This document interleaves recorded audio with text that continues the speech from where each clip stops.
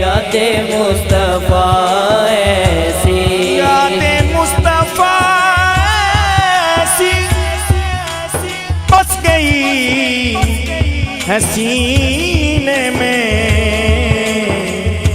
جسم ہو کہیں اپنا دل تو رہتا ہے مدینے میں، جسم ہو کہیں اپنا دل۔ الحمدللہ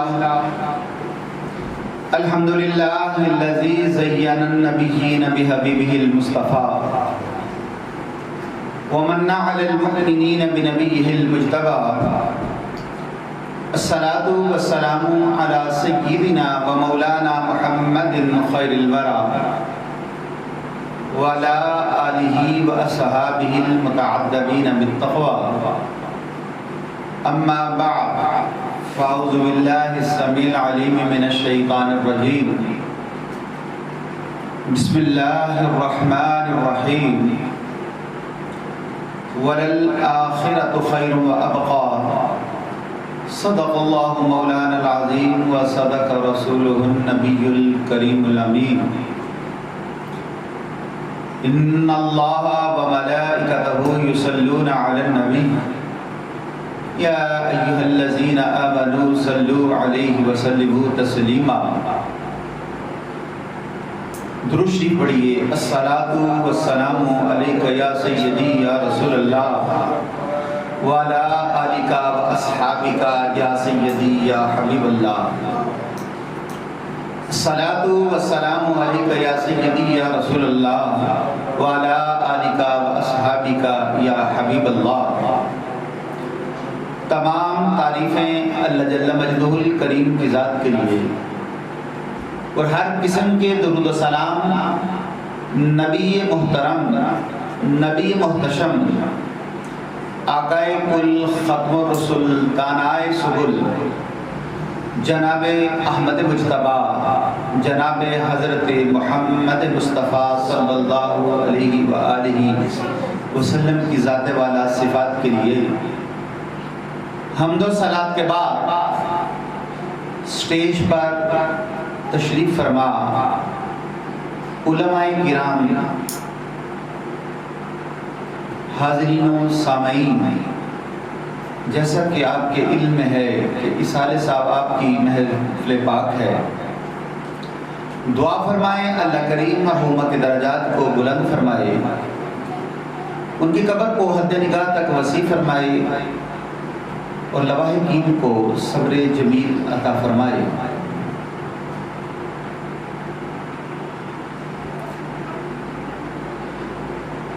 دنیا میں بے شمار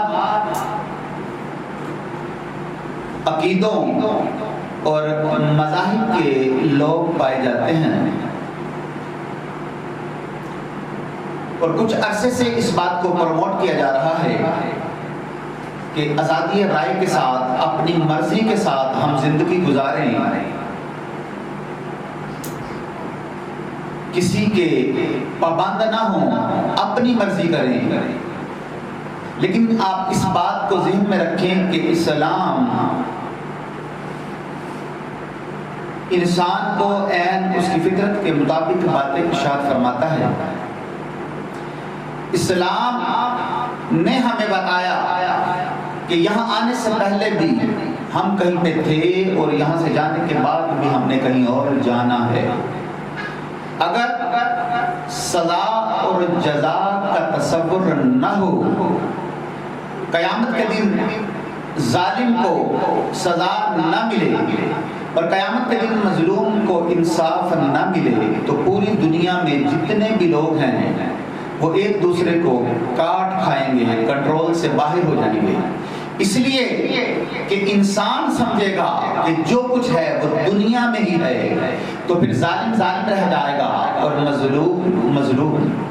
تو اسلام نے ہمیں ایک تصور دیا، اور وہ تصور ہے آخرت کا تصور، اور وہ تصور یہ ہے جس پر اسلامی عقیدے کی بنیاد کھڑی ہے کہ ایک دن ہم نے مرنا ہے، اور مالک کی بارگاہ میں پیش ہونا ہے اور پھر ہمارے لیے سزا اور جزا کا فیصلہ ہونا ہے۔ ہمارے ہم بعض لوگ یہ سمجھتے ہیں کہ فلاں بندہ جب اپنے ڈرائنگ روم میں تھا تو اس کے پاس گرمیوں میں اے سی تھا، سردیوں میں ہیٹر تھا، ساری سہولیات میسر تھی، لیکن جب وہ مر کے قبر میں پہنچے گا تو پھر کیا بنے گا؟ اس پر نفسیاتی طور پر دباؤ ڈالا جاتا ہے کہ قبر بڑی سخت ہے، بڑی مشکل ہے، بڑی تنگ ہے۔ اور میرے بھائیو یہ بات ٹھیک ہے۔ اب دیکھیں اگر ایک شخص دنیا کو ہی سب کچھ سمجھ لے اور ایک بندہ بہت ساری جگہوں پر، بہت سارے سپیڈ بریکرز پر صرف اس لیے رکے کہ اگر میں نہ رکا تو قیامت کے دن مجھے جواب دینا ہوگا،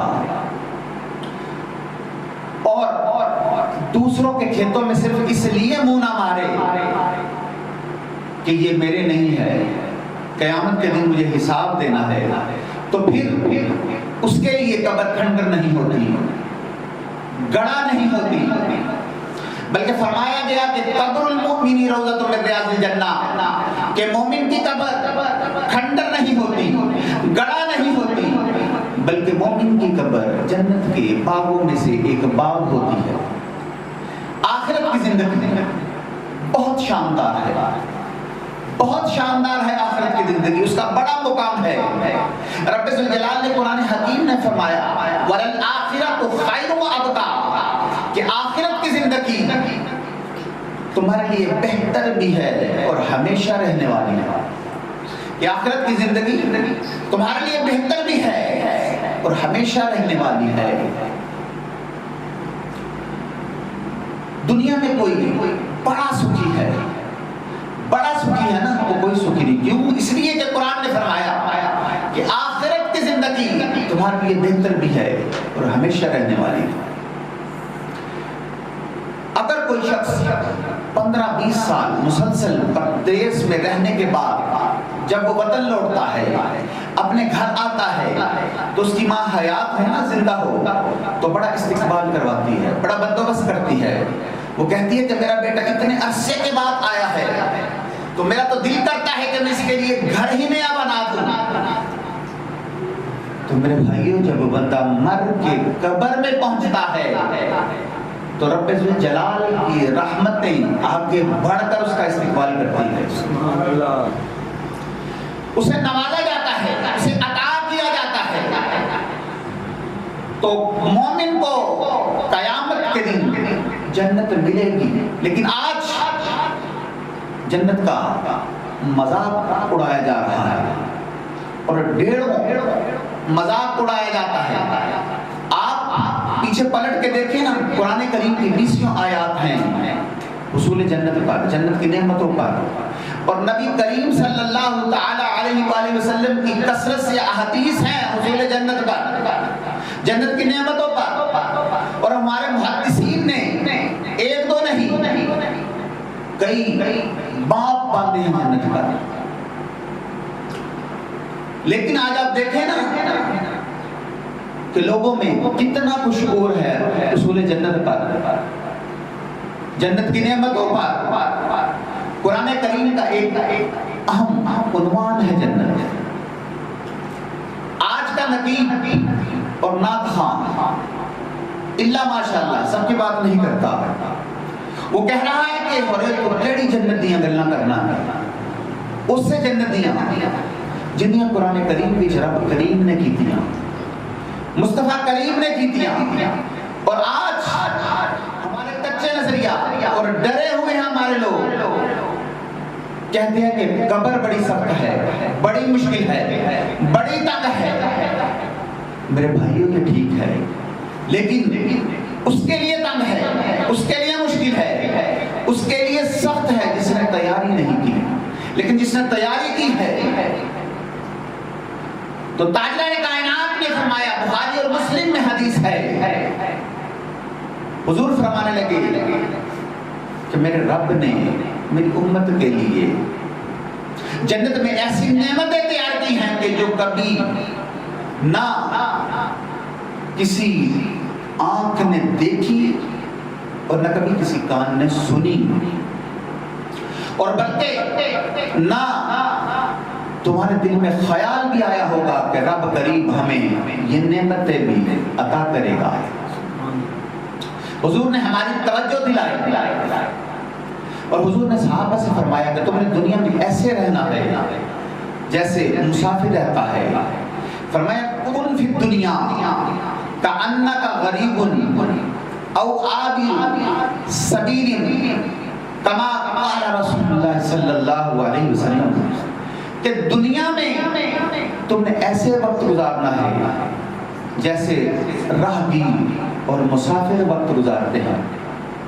کبھی آپ نے دیکھا ہے کہ کسی نے کرائے کے مکان میں بھی پیسے لگائے ہوں گے؟ نہیں، کوئی شخص کرائے کے مکان میں پیسے نہیں لگاتا۔ کیوں؟ اس لیے کہ اسے پتا ہے یہ میرا اپنا نہیں، جب میں اپنا مکان خریدوں گا تو میں اس پہ خرچ کروں گا، اس پہ پیسے لگاؤں گا۔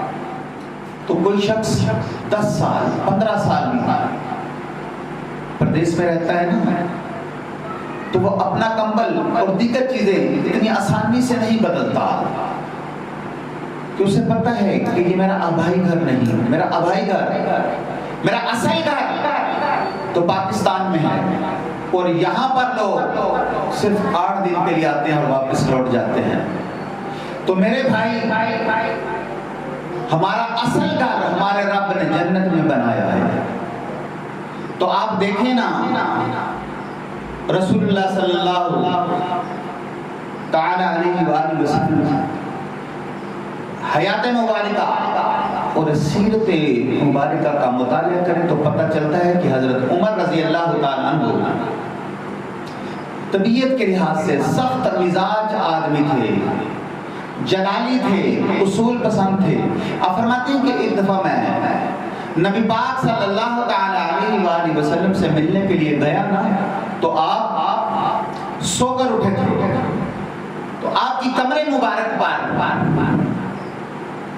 موٹے بھان کی چارپائی کے نشان تھے، موٹے بھان۔ تو میں نے رو کے عرض کیا کہ یا رسول اللہ، دین کے دشمن کیسر و کسرا تو مخمل کے بستروں پر آرام کریں، اور آپ اللہ کے حبیب ہو کر،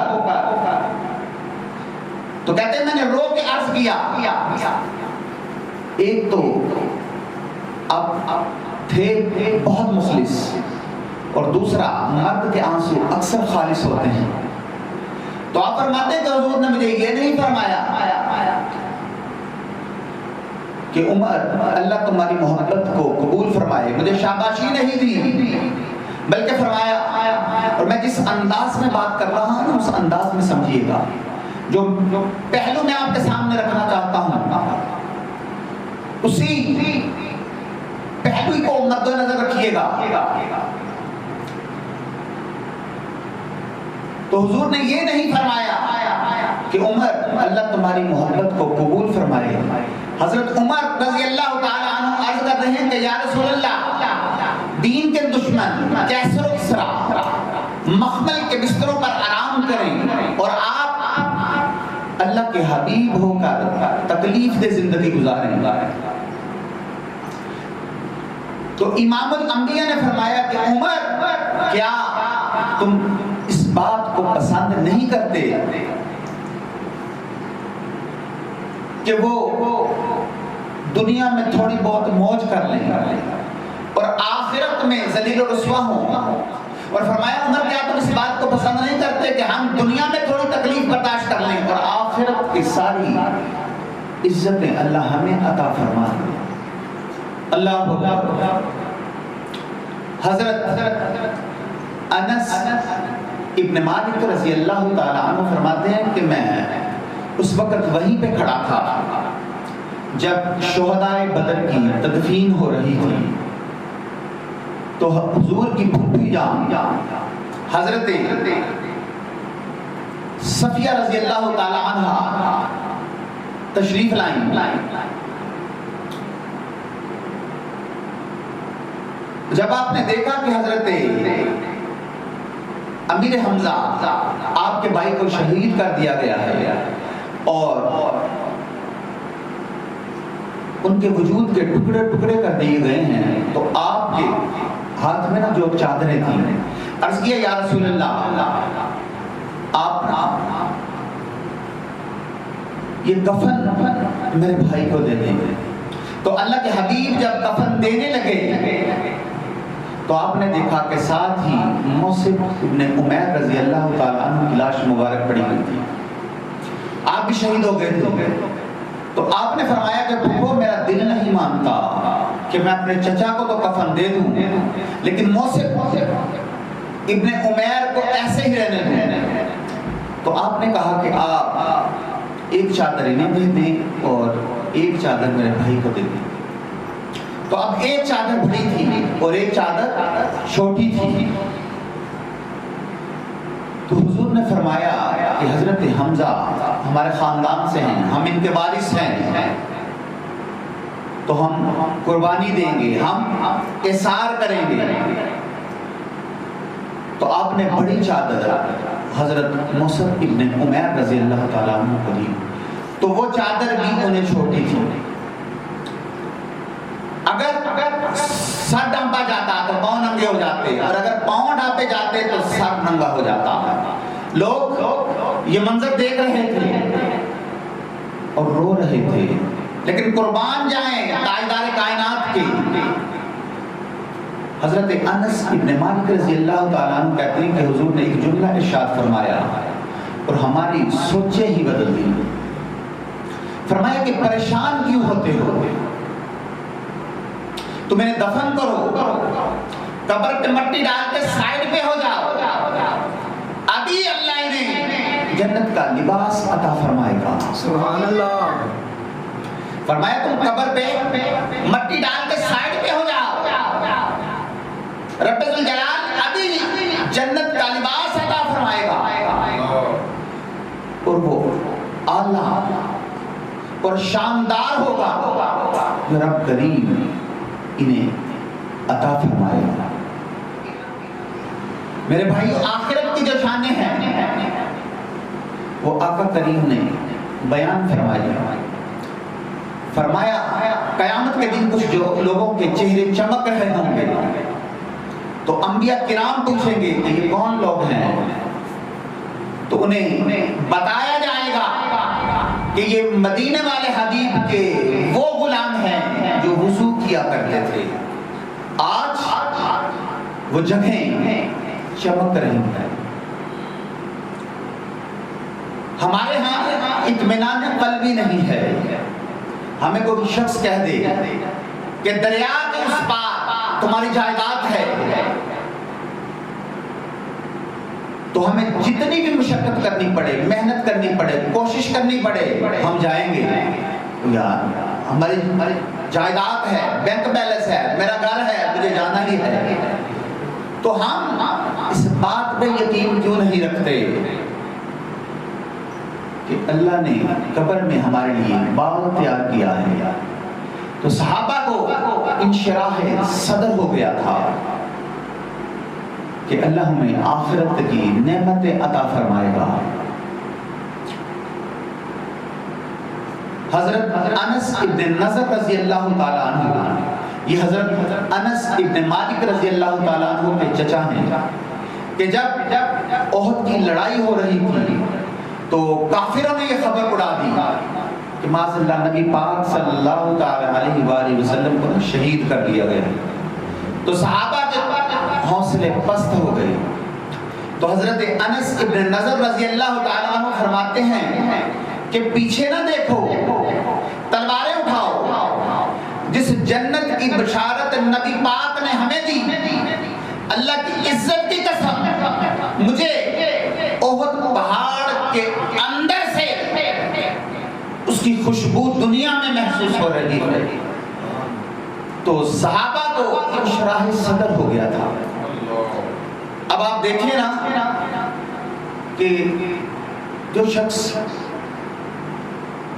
صبح کو سائیکل چلاتا ہے تو وہ رات خواب میں بھی سائیکل ہی چلاتا ہے، کہ جو شخص صبح جو کام کرتا ہے وہ رات خواب میں بھی وہی کام کرتا ہے۔ حضرت امام جلال الدین سیوطی رحمۃ اللہ تعالیٰ علیہ کو 72 مرتبہ جاگتے ہوئے آقا علیہ الصلوۃ والسلام کی زیارت نصیب ہوئی۔ ہمارے محدثین کو، علماء کو بھی زیارت نصیب ہوتی ہے، لیکن بات یہ ہے کہ وہ ہوں مخلص، وہ ہوں مخلص۔ اب ایک بندہ جو صبح کو سائیکل چلاتا ہے وہ رات خواب میں بھی سائیکل ہی چلاتا ہے۔ تو جیسے کہ میں نے عرض کیا کہ جو بندہ دن میں جو کام کرتا ہے وہ رات خواب میں بھی وہی کام کرتا ہے۔ تو جو سارا دن نبی پاک صلی اللہ تعالی علیہ وآلہ وسلم کی احادیث کو پڑھتا رہے، سارا دن پڑھاتا رہے اور سیرت میں رہے، میری ساری عمر مدینے دیا ڈبیاں تصویر بنا دیا گزر جا رہا۔ جو بندہ سارا وقت اسی میں بتاتا رہا، بس بات یہ ہے کہ اس کا نظریہ یہ ہو کہ میں دن بھر محبوب کی باتیں کرتا ہوں، تو وہ خواب میں بھی محبوب کی باتیں ہی کرتا ہے۔ تو میرے بھائیو، وہ نیک لوگ تھے، وہ آخرت کے لیے خزانہ جمع کر کے رکھتے تھے، اس لیے انہیں خواب بھی جنت کے ہی آتے تھے۔ لیکن ہمارا نظریہ یہ ہے کہ مر گئے تو مٹی میں مل گئے۔ کیوں؟ اس لیے کہ ہم نے ساری منصوبہ بندی، ساری پلاننگ دنیا کے لیے کی ہوتی ہے۔ تو وہ نیک لوگ تھے، اس لیے انہیں خواب بھی جنت کے آتے تھے۔ بخاری اور مسلم میں حدیث ہے کہ ایک عورت تاجدار کائنات کی بارگاہ ہے عالی مرتبہ میں حاضر ہوئی، اسے مرگی تھی، اور آپ کو پتہ ہے کہ مرگی ایک اعصابی مرض ہے، جسے مرگی ہوتی ہے نا تو اس کا جسم اس کے کنٹرول سے باہر ہو جاتا ہے، اس کے جسم پر، اس کے وجود پر اس کا کنٹرول نہیں رہتا۔ کہ ایک بندہ بیمار ہو اور پھر بیمار بھی مرگی کی وجہ سے ہو تو کتنا بڑا مسئلہ ہے۔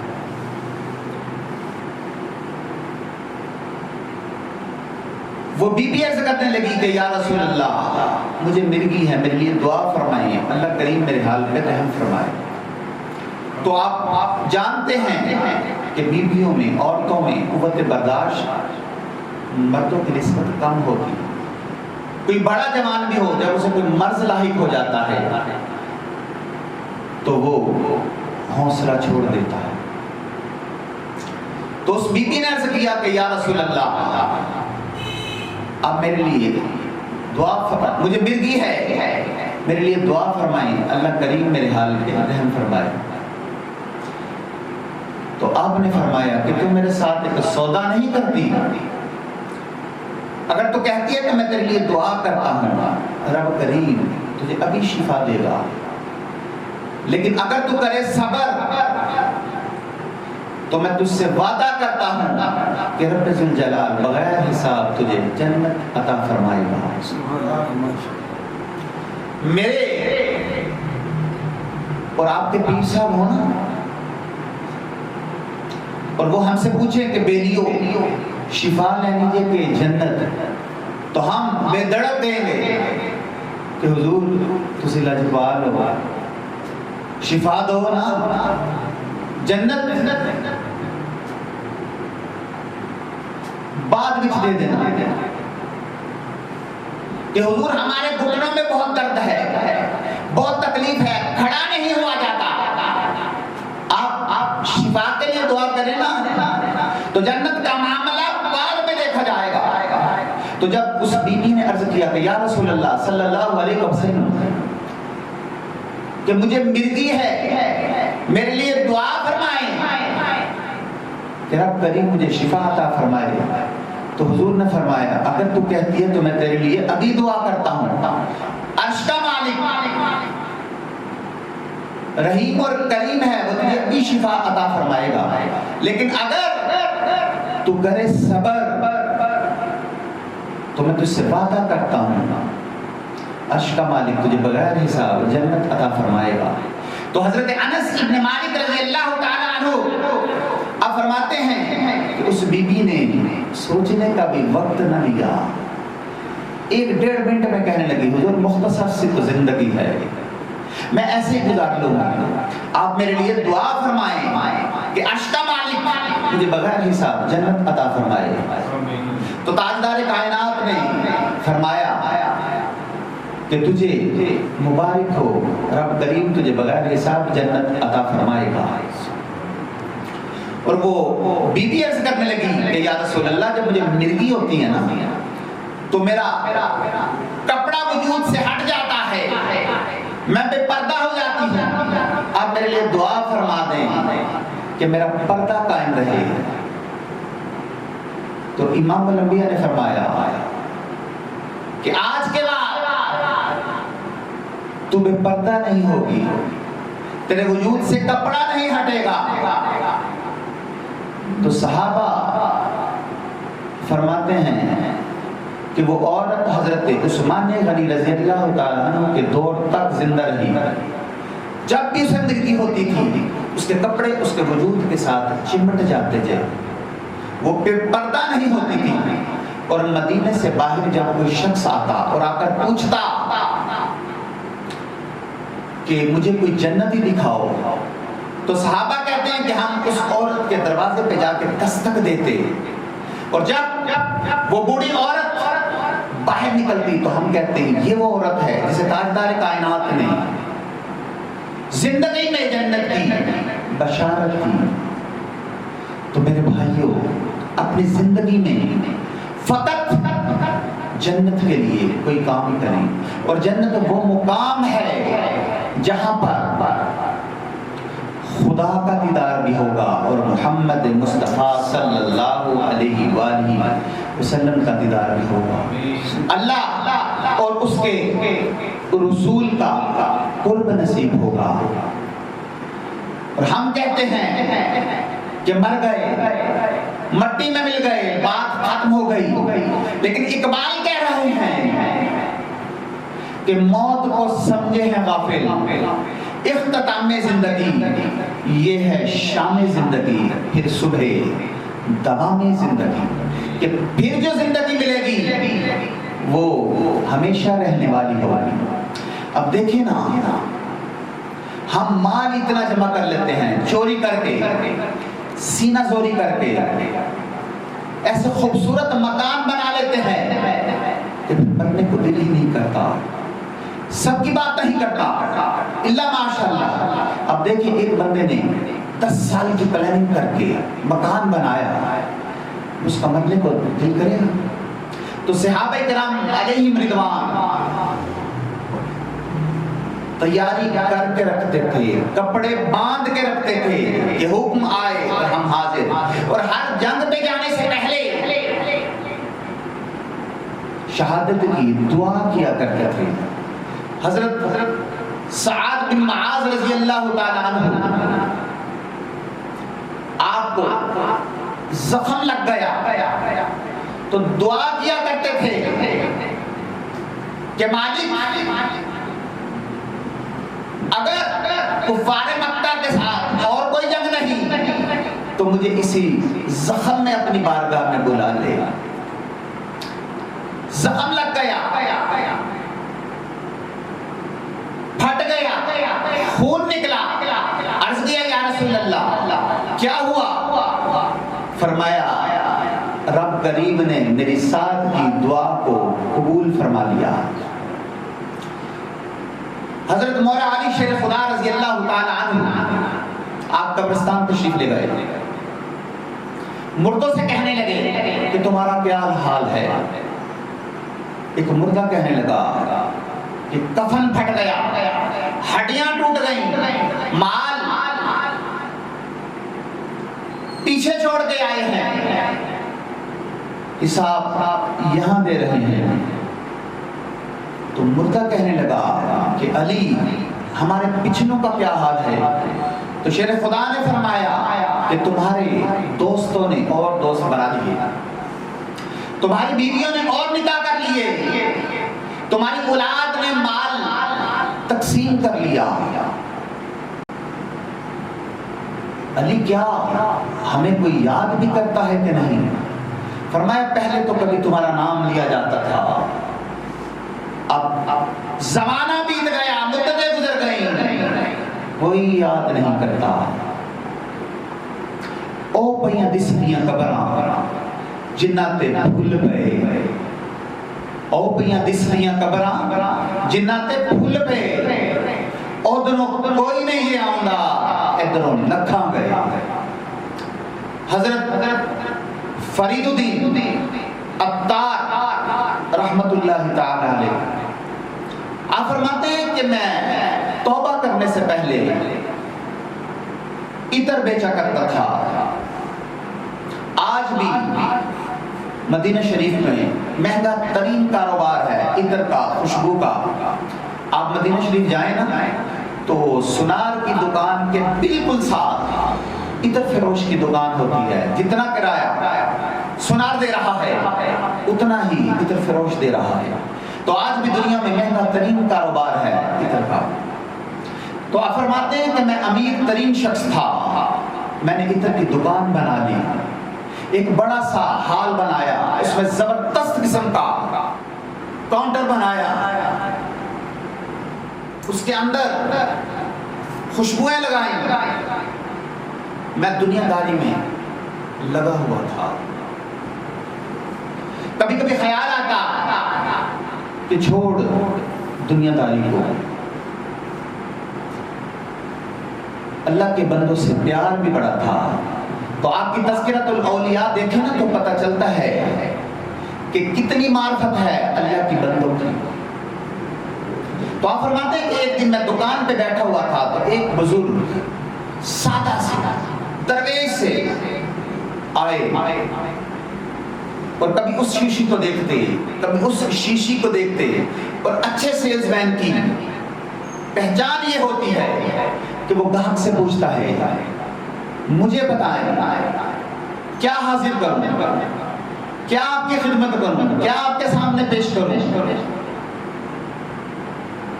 تو آپ فرماتے ہیں کہ میں کچھ دیر کے لیے نہ دیکھتا رہا اور خاموش رہا، میں نے سمجھا کوئی گاہک ہیں، کوئی چیز تلاش کر رہے ہیں اور وہ انہیں مل نہیں رہی ہے۔ تو تھوڑی دیر کے بعد میں ان کے قریب گیا اور میں نے کہا کہ اس کاؤنٹر میں بھی خوشبوئیں لگی ہوئی ہیں، آپ مجھے بتائیں کیا چیز تلاش کر رہے ہیں، کسے دیکھ رہے ہیں؟ تو حضرت فرید الدین عطار رحمت اللہ تعالی علیہ فرماتے ہیں کہ وہ بزرگ میرا چہرہ دیکھ کے فرمانے لگے اور میں تو یہ دیکھ رہا ہوں کہ تیری جان بڑی مشکل سے نکلے گی۔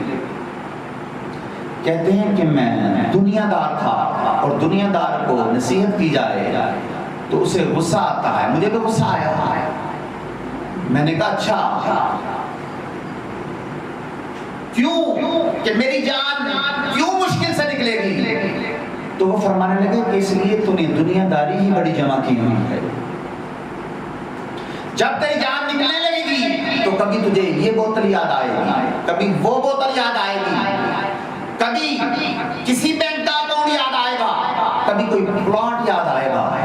کہتے ہیں مجھے اس درویش اس بزرگ کی بات کا اور غصہ آیا کہ میں نے کہا میں اپنی قبریں پہنا ہے، تو اپنی قبریں۔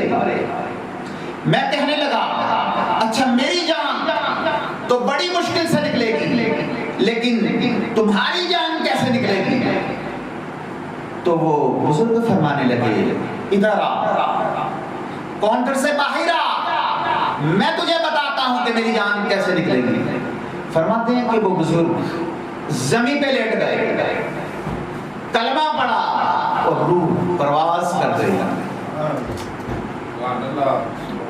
کہتے ہیں کہ میں سمجھنے میں آ گیا کوئی ایسے اللہ کے بندے بھی ہوتے ہیں، ایسے بندے بھی ہوتے ہیں۔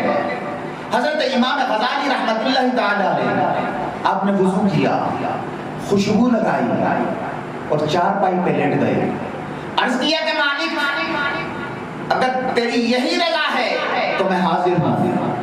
کلمہ پڑھا اور روح کر گئی. حضرت فرید الدین عطار رحمۃ اللہ تعالی علیہ فرماتے ہیں کہ مجھے سمجھ نہیں آ رہی تھی. وہ بزرگ زمین پہ لیٹے ہیں, چہرہ چمک رہا ہے, کلمہ پڑھا اور روح پرواز کر گئی. کہتے ہیں کہ میں نے کچھ آدمی بلائے, انہیں غسل دیا, کفن پہنایا, جنازہ پڑھا اور دفنا دیا, اور ساتھ ہی میں نے اپنی دنیا داری بھی دفن کر دی کہ چھوڑو ان چیزوں میں کیا رکھا ہوا ہے. میرے بھائیو, ہمارا معاملہ نا پیچیدہ سے پیچیدہ ہوتا جا رہا ہے. دینداری کریں, آخرت کے لیے تیاری کریں, قیامت کی. نبی کریم صلی اللہ تعالی علیہ وآلہ وسلم نے ارشاد فرمایا کہ اللہ رب العزت میری امت کو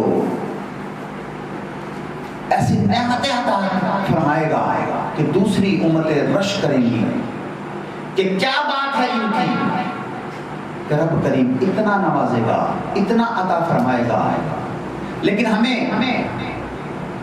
تو کوئی شعور ہی نہیں, ہمارے پاس وقت ہی نہیں.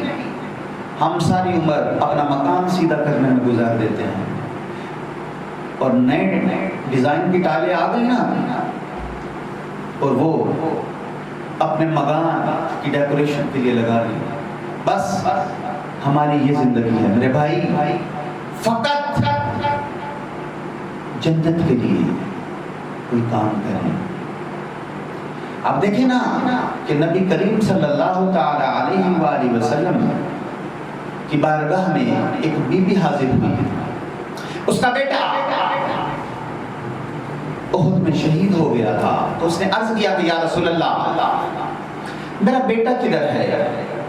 تو امام الانبیاء نے فرمایا کیا کرے گی؟ تو اس نے عرض کیا کہ یا رسول اللہ اگر تو جنت میں نہ ہوا تو کھل کے رہوں گی, اور اگر جنت میں ہوا تو رب کا شکر ادا کروں گی. تو تاجدار کائنات مسجد نبوی میں جلوہ گر ہیں, آپ نے نا نظر اٹھائی, فرمایا بی بی 8 جنتیں ہیں, اور جو سب سے اعلیٰ ہے نا وہ رب ذوالجلال نے تیرے بیٹے کو عطا کی ہے. تو صحابہ فرماتے ہیں پھر ہم نے اس کی آنکھ میں آنسو نہیں دیکھا, وہ اللہ کا شکر ادا کرتے ہوئے چلی گئی. تو میرے بھائیوں نے پتا تھا کہ رب کریم ہمیں مرتبہ عطا فرمائے گا, اعلیٰ مقام عطا فرمائے گا, کہ رب کا قرب نصیب ہوگا, حضور کی بارگاہ ناز کی قربت نصیب ہوگی. امام الانبیاء کے غلاموں, آخری بات عرض کرنے لگا, ہماری بہت سی نیکیاں صرف دکھاوے کی لیے ہوتی ہیں, ہم اپنی بڑھائی کے لیے کرتے ہیں. تو حضرت خواجہ معین الدین چشتی اجمیری رحمت اللہ تعالی علیہ عمر کے آخری حصے میں بہت رویا کرتے تھے, بڑا رویا کرتے تھے, اتنی آہوزاری. تو مریدین نے نا جمع ہو کر حضرت خواجہ قطب صاحب سے عرض کی کہ حضور آپ حضرت صاحب سے عرض کریں کہ اتنی آہوزاری. تو انہوں نے عرض کیا کہ حضور آپ نے 50 سال تک صبح فجر سے لے کر عشاء تک اپنے رب کی عبادت کی,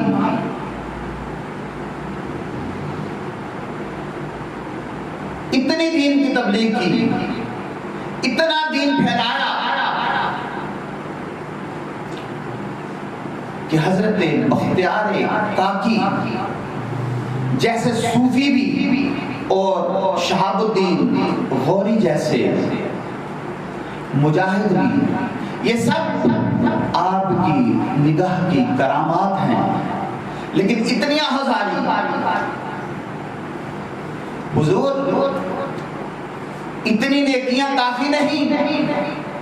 تو حضرت خواجہ صاحب کا ایک جملہ تاریخ میں بڑا شاندار ملتا ہے.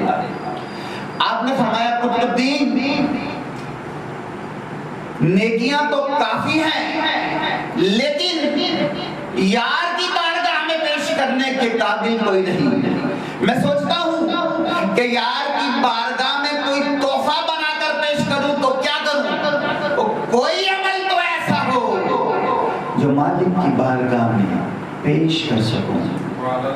تو آخر میں دعا ہے اللہ کریم ہم سب کی حاضری کو اپنی پاک بارگاہ میں قبول و منظور فرمائے، اور ساتھ ہی ساتھ میرے شیخ کامل مفتی پاکستان پیر طریقت رہبر شریعت شیخ الحدیث و تفسیر ابو العلا حضرت پیر مفتی محمد عبداللہ قادری اشرفی رضوی رحمت اللہ تعالی علیہ المعروف محدث قصوری، اور قبلہ والد گرامی عالم مبلغ اسلام شیخ الحدیث و تفسیر پیر طریقت رہبر شریعت شبی قبلہ شیخ الحدیث حضرت پیر مفتی محمد صفدر علی قادری رحمت اللہ تعالی علیہ، آپ کے مرکز پر کروڑوں انوار و تجلیات کا نزول ہوتا رہے اور آپ کا فیضان تا قیامت جاری و ساری رہے. وآخر دعوانا ان الحمدللہ رب العالمین.